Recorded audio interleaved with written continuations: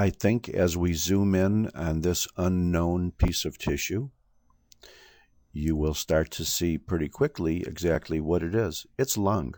You could see septae, you could see alveoli between the septae, but in most, if not all areas, these alveoli appear to be jam-packed with inflammatory cells.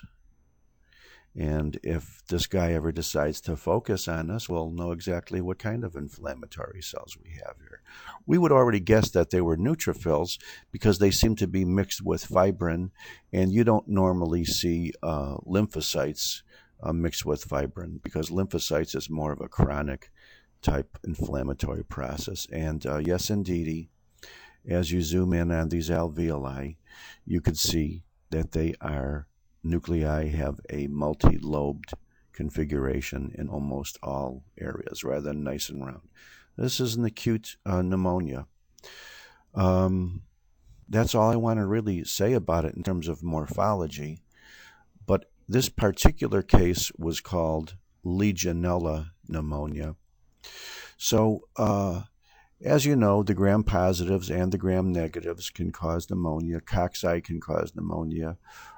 Bacterial rods can cause pneumonia, and that's our differential diagnosis of bacterial pneumonias. Legionella is a gram-negative rod, and it is really one of the more common causes of community-acquired pneumonias rather than a hospital-acquired or nosocomial pneumonia. It was named Legionella because there was a very famous historic Legionnaires' convention, maybe 20, 30 years ago now, in which several people died, and that's where they first isolated the organism. Since then, it's found that Legionella is a quite common cause for community-acquired pneumonias.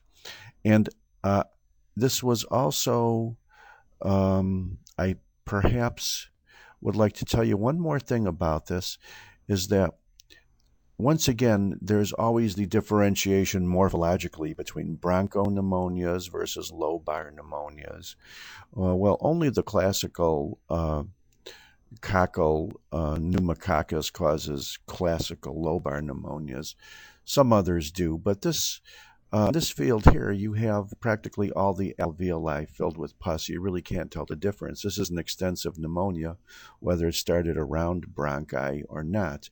But a tip I can give you is that if you look at some bronchi and you could determine that the inflammation is particularly nastier around bronchi, and some of the parts of the lung away from the larger bronchi don't look as severely involved. From a morphologic basis alone, you could probably be justified in calling this more of a bronchopneumonia rather than a lobar pneumonia. And that's all I wanted to say about this case, so sayonara.